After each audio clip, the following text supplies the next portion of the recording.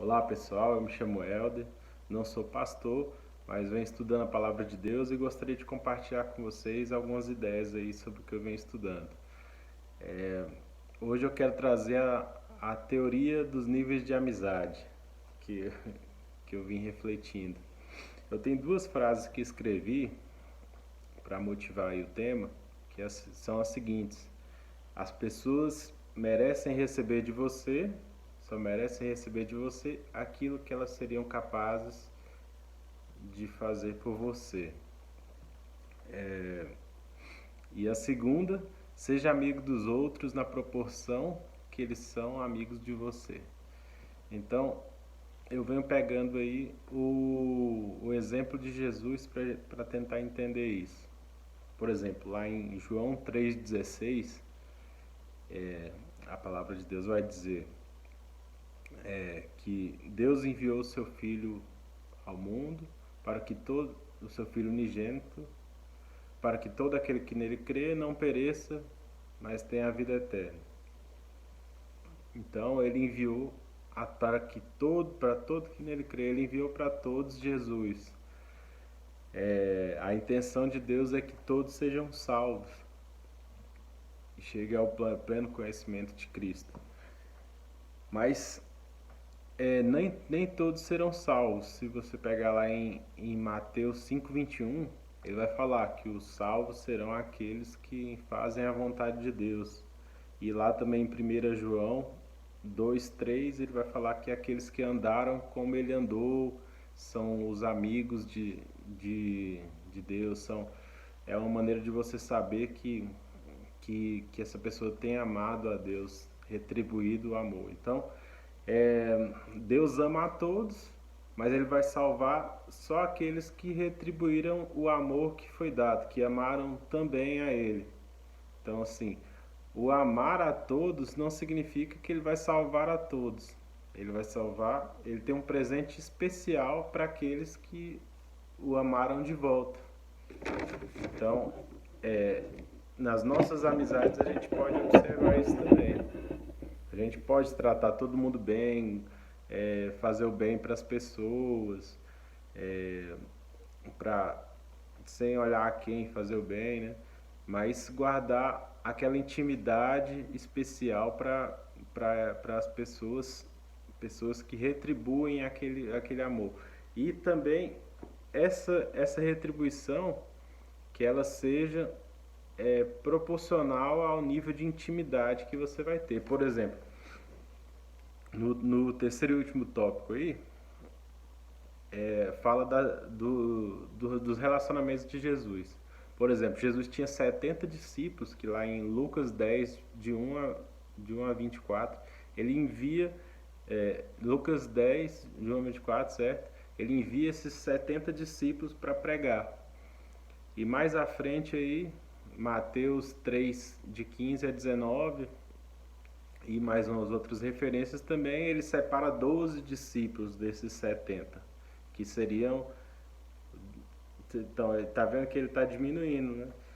E teve três desses 12 discípulos, que é Pedro, Tiago e João, que eles eram os mais chegados de Jesus. Por exemplo, na ressurreição da filha de Jairo, ele pediu que só três entrassem lá no quarto, que era Pedro, Tiago e João. No Monte da Transfiguração, ele chamou só três dos 12 discípulos para ir com ele lá. E também quando Jesus estava angustiado, que ia morrer no outro dia, que era no Getsemane, né? Ele levou todos os 12 lá para um jardim, né? Todos os 12 discípulos, e chamou três deles para ir para um lugar mais reservado. Pediu, os três eram Pedro, Tiago e João, para que eles ficassem orando e vigiando, enquanto ele orava num lugar mais isolado. Então, isso demonstra bem claramente que Jesus tinha essa predileção por esses discípulos. E tinha um em especial, que era chamado de o discípulo amado, que os estudos indicam que esse era o próprio João. Era o mais jovem de todos, segundo estudos.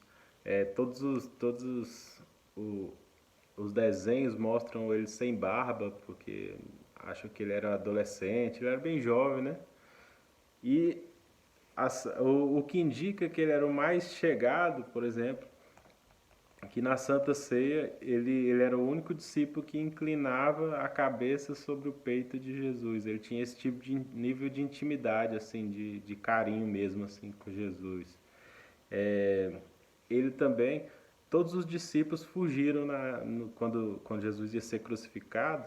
Até fala de Pedro que negou 3 vezes e tudo, e os outros discípulos acabaram fugindo também com medo de ser morto na cruz. Mas só que o João não. O João ele ficou na cruz até o final, né? Tanto que você pode acompanhar isso em João 21, 7. Você, desculpa. Você pode acompanhar, deixa eu pegar aqui a referência, em João 19, de 26 a 27, essa questão da cruz, e nessa hora Jesus pega e deixa a mãe dele sobre os cuidados do João. Aquela hora que fala, filho, eis aí tua mãe, mãe, eis aí teu filho. Então, nesse momento aí, da confiança que ele tinha no João. E assim que Jesus ressuscita também, tem um episódio que ele se mostra para alguns discípulos, e o primeiro a reconhecer que era Jesus é o João.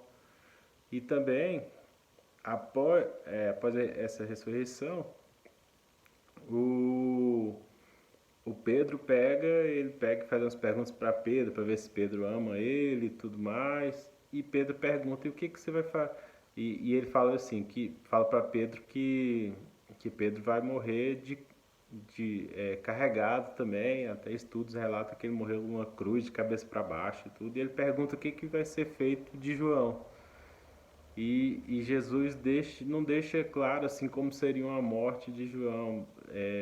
Estudos indicam que ele foi isolado na ilha de Patmos e provavelmente foi arrebatado, porque até hoje nunca se encontrou o corpo de João, entendeu? Então, assim, a ideia é que não é que ele tenha discípulos prediletos, mas ele tem discípulos que preferem mais ele.